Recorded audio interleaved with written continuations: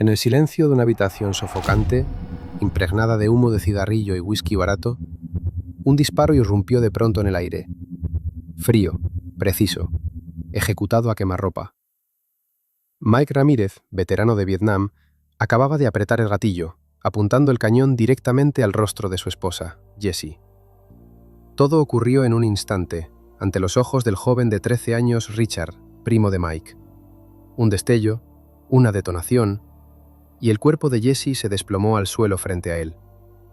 Aquella escena se convirtió en un punto de quiebre en su mente, alterando para siempre su percepción del bien y del mal, y marcando profundamente la formación de su personalidad. El único pecado de la víctima había sido su desesperada súplica.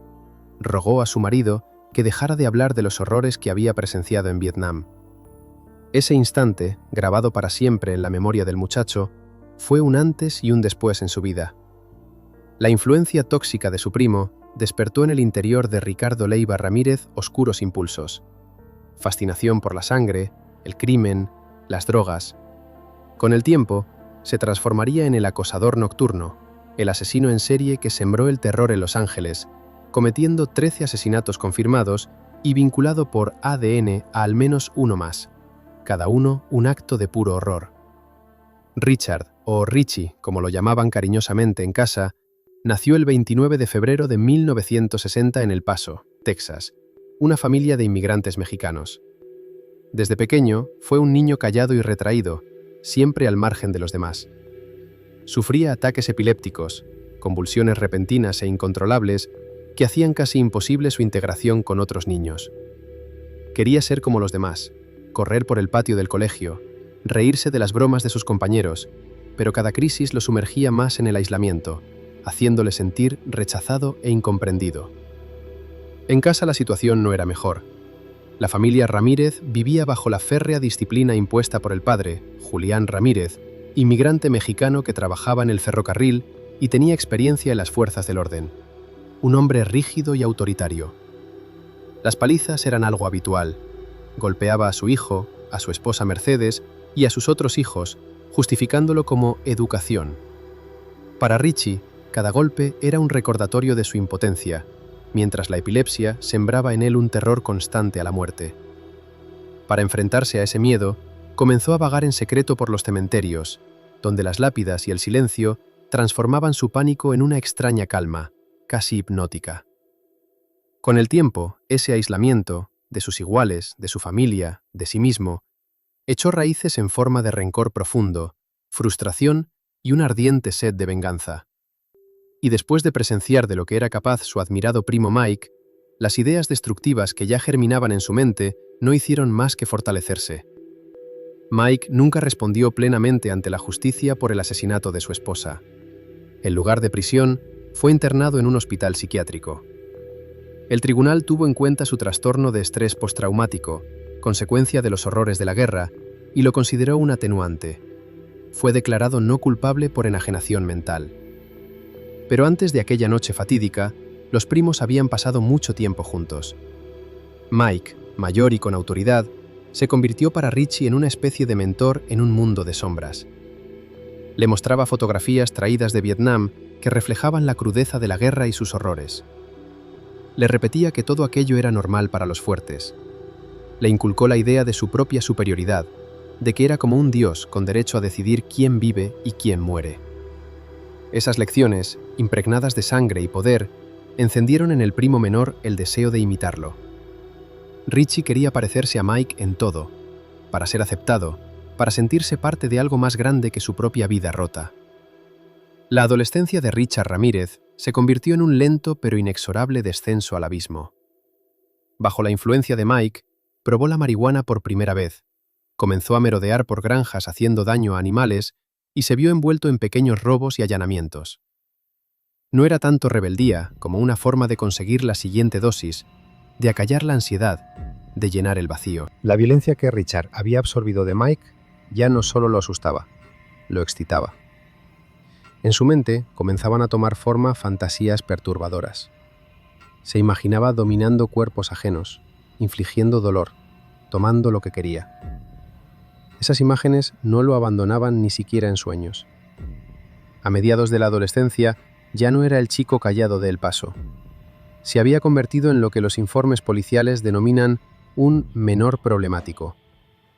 Pero la oscuridad que Richard iba interiorizando no se limitaba a pequeños delitos.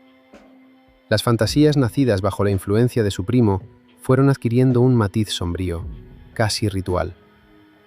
Se obsesionó con la simbología satánica, encontrando en ella un extraño consuelo, como si aquella ideología le ofreciera un lenguaje para expresar el caos interior que lo devoraba.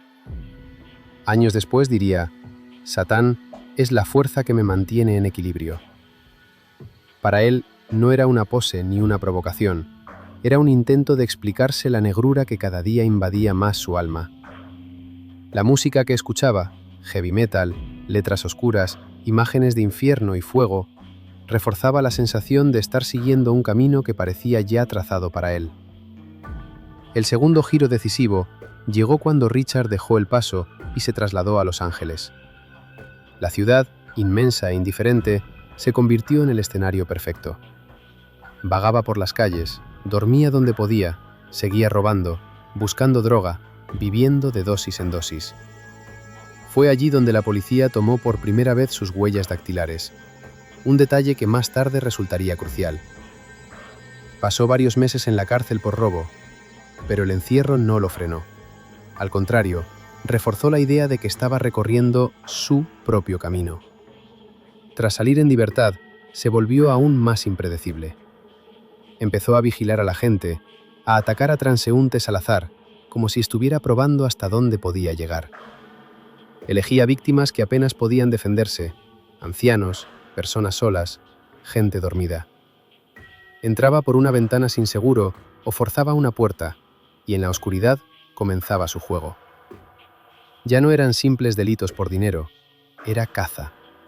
Ya no era solo un adolescente perdido, era un hombre que avanzaba paso a paso hacia el límite tras el cual comienza la historia del acosador nocturno. En registros judiciales, biografías y otros documentos, consta que también secuestró a menores, tanto niños como niñas, durante horas, a veces incluso durante un día entero. Disfrutaba viendo el terror en los ojos infantiles, sentía satisfacción al percibir cómo temblaban de miedo. Aquello lo divertía. Le otorgaba una sensación de poder, la misma de la que hablaba Mike, la misma que él creía haber encontrado en el satanismo. En 1985 secuestró y agredió a varias víctimas. Una niña de 6 años en El Monte, otra de 9 en Monrovia, y una niña de 8 años y un niño de 9 en Eagle Rock. Además, en 2009, una prueba de ADN lo vinculó con el asesinato de Mei Leung, una niña de 9 años, cometido en 1984, aunque nunca fue juzgado por este caso adicional debido a que ya estaba condenado a muerte. Estos actos formaban parte de su modus operandi, un patrón en el que combinaba secuestros con violencia, tortura y la coerción de las víctimas para que juraran lealtad a Satán. El propio criminal comenzó a autodenominarse la reencarnación del diablo, y lo decía completamente en serio. Su aspecto físico parecía salido del mismísimo inframundo.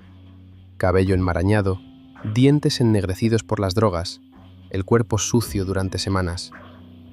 Se diría que el aire se volvía más denso a su alrededor, impregnado de un aliento que evocaba putrefacción y azufre.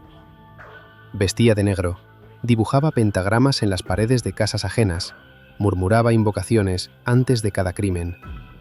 Para él, el diablo no era un símbolo, era su Dios, el reflejo de su mundo interior. A los 24 años, Richard Ramírez se había convertido en un monstruo, en un auténtico asesino en serie. En el verano de 1984, comenzó la etapa de crímenes que inscribiría su nombre para siempre en la historia. La primera víctima fue Jenny Vincow, de 79 años.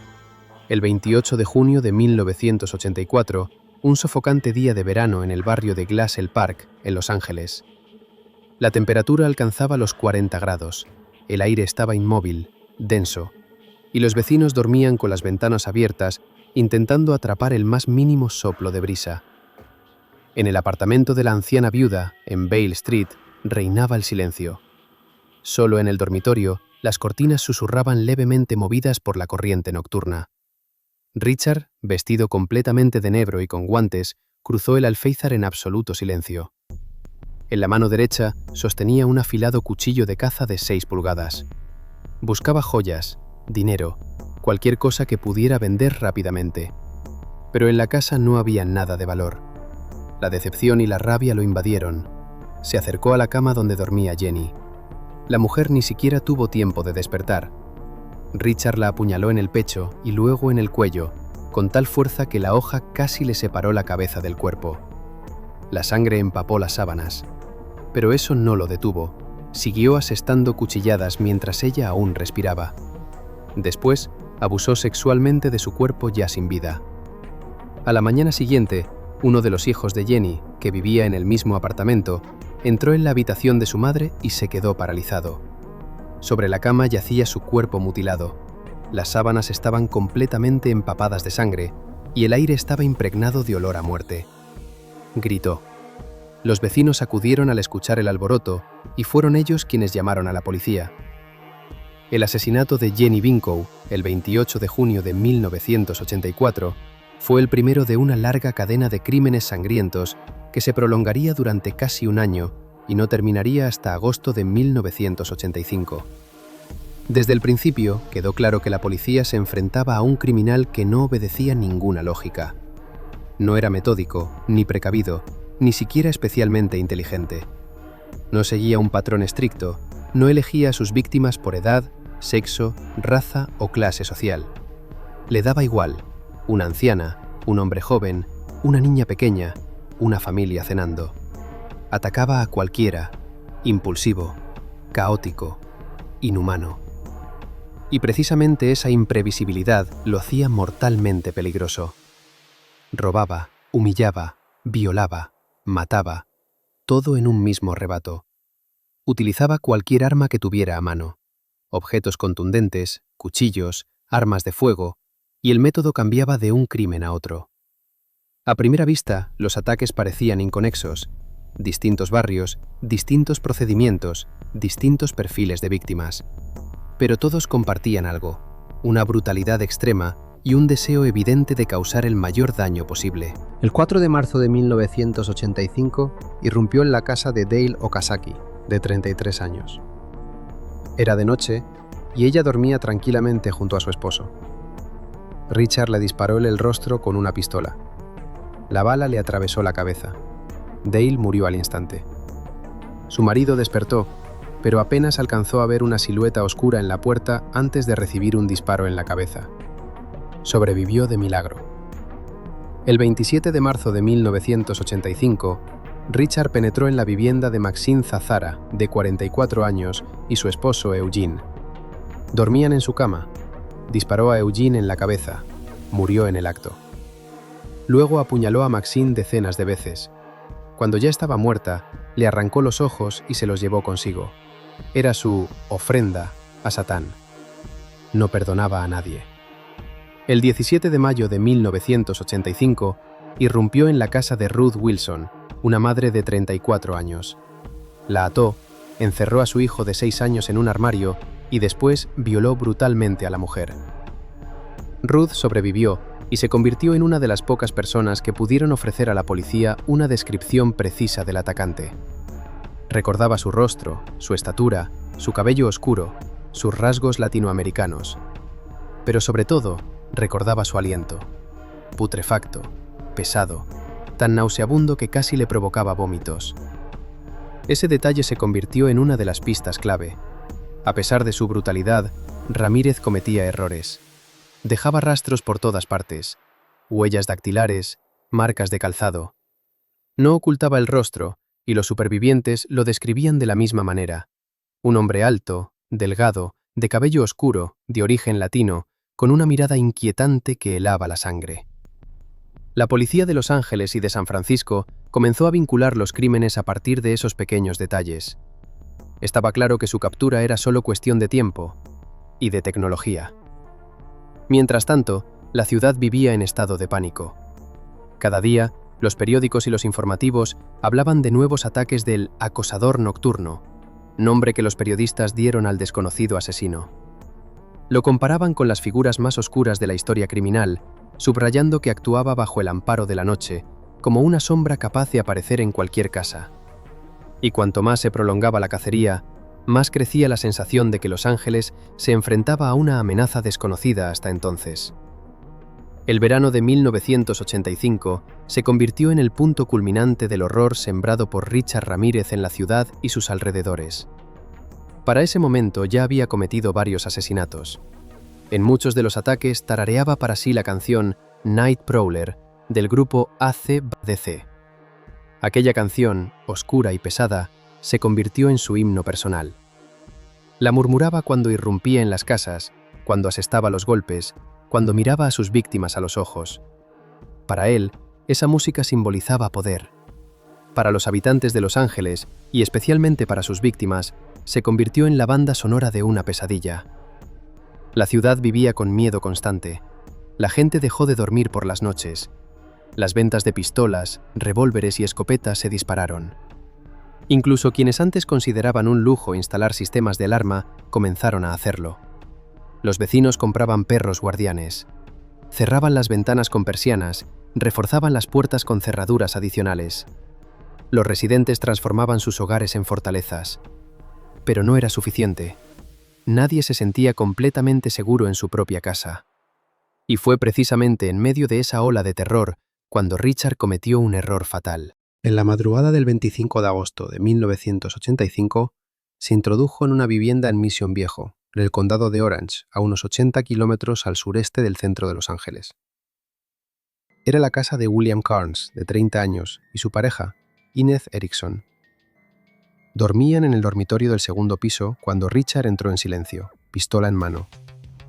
Se acercó a la cama y disparó 3 veces a William en la cabeza, a quemarropa, directamente en la sien. Inez se despertó por el estruendo. Abrió los ojos y vio una silueta oscura sobre ella. Richard estaba allí, mirándola, alto, delgado, con una mirada enloquecida. Después registró la casa en busca de dinero y objetos de valor, pero no encontró nada.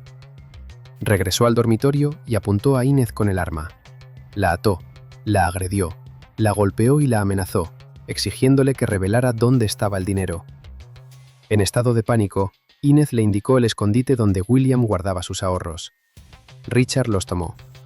Y entonces hizo lo que se convertiría en su último gran error. Le perdonó la vida. Simplemente cogió el dinero y se marchó. Inez quedó viva.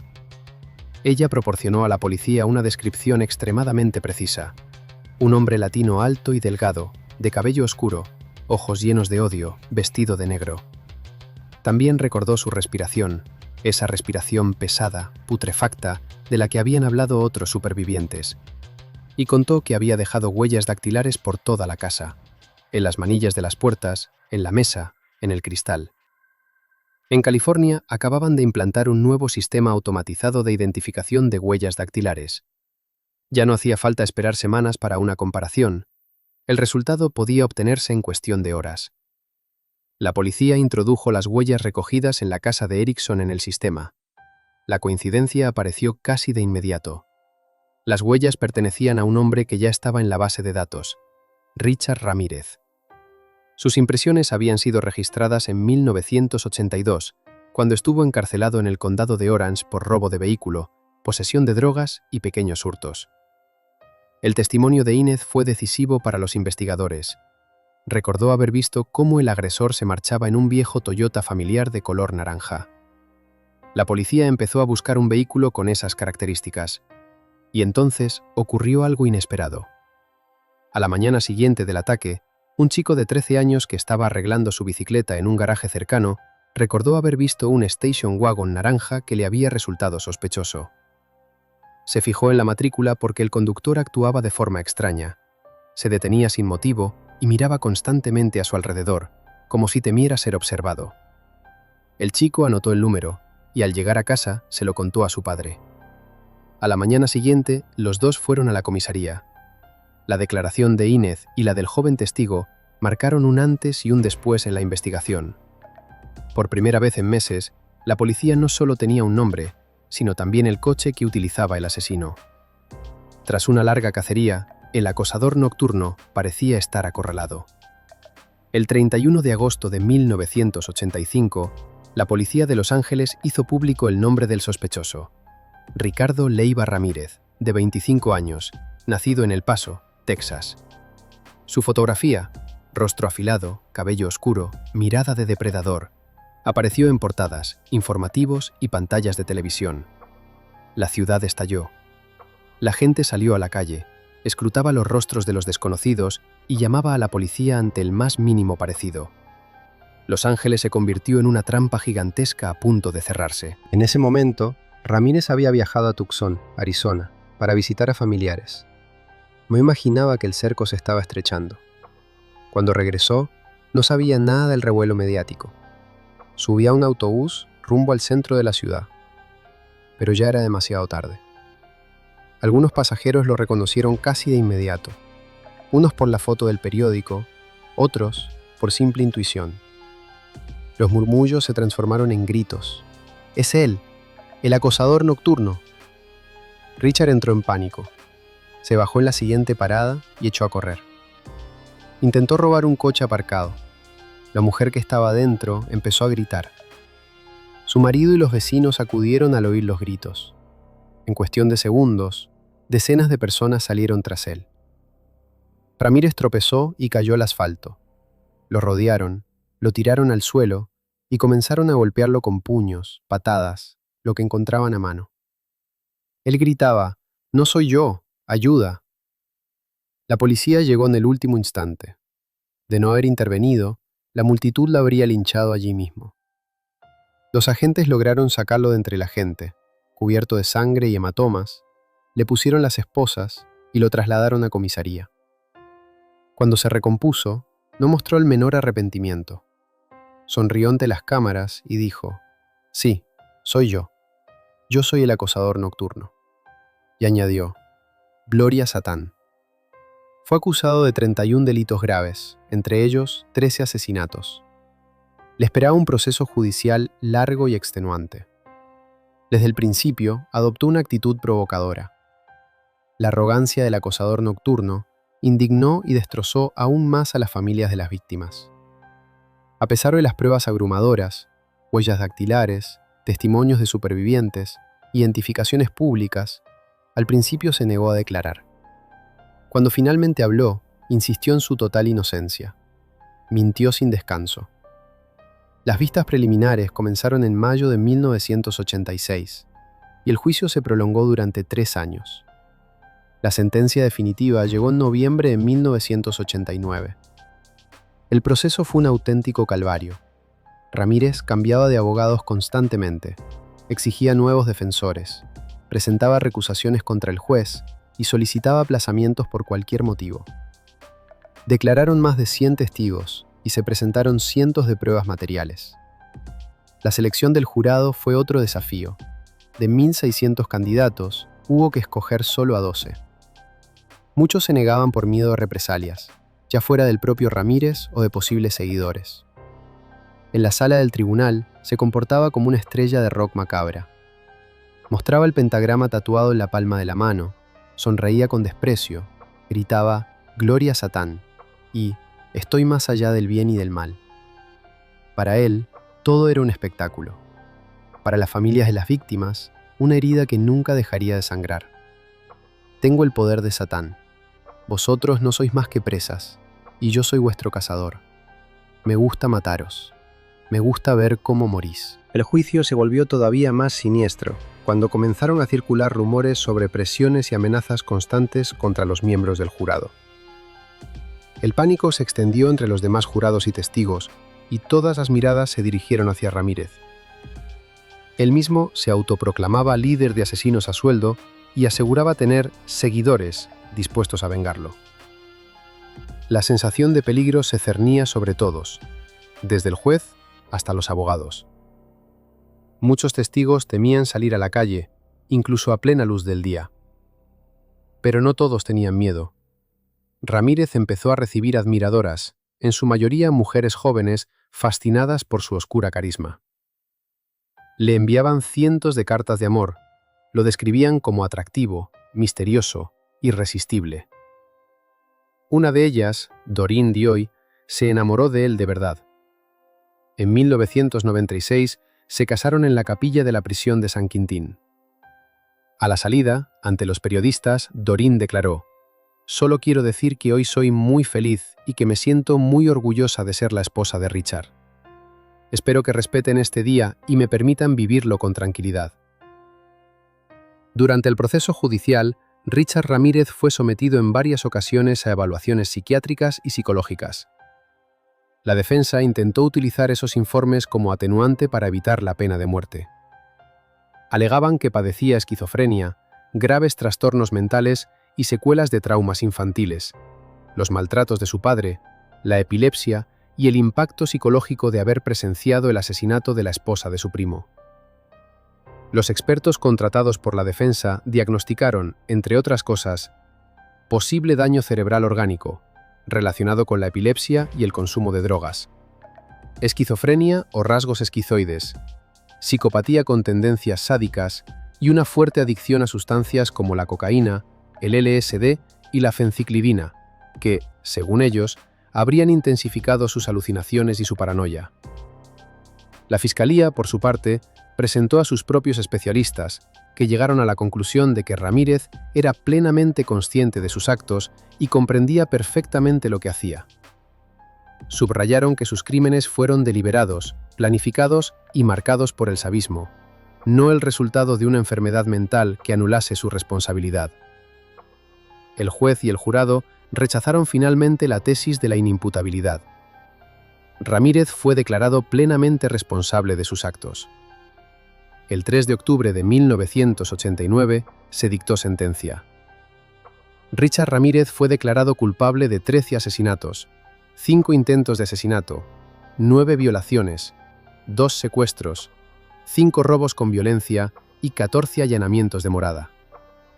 Fue condenado a 19 penas de muerte. Cuando escuchó el veredicto, se levantó de un salto y gritó con sarcasmo: «Adiós, amigos. El acosador nocturno se despide. Nos vemos en Disneyland». Cumplió su palabra, pero no como esperaba. Durante 23 años logró evitar la ejecución.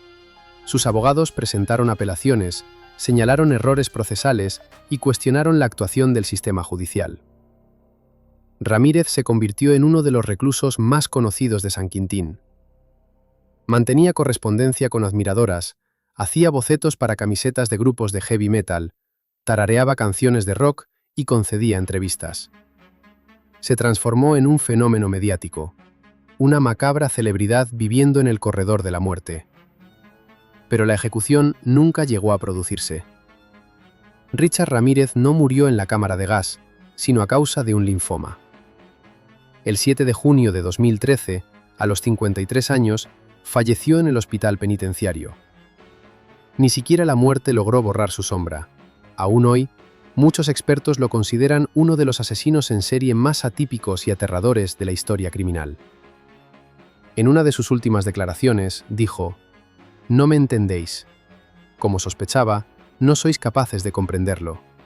Legiones de la noche, raza nocturna, no cometáis los errores del acosador nocturno y no mostréis misericordia. Yo seré vengado. Lucifer está con nosotros». Así terminó la historia del acosador nocturno, un hombre que se convirtió en símbolo del mal puro y cuyo nombre aún hoy provoca escalofríos. Gracias por llegar hasta el final de esta historia. Si te ha impactado, dale like y comparte en los comentarios qué opinas. ¿Se podrían haber prevenido estos crímenes? Suscríbete para no perderte nuevas investigaciones.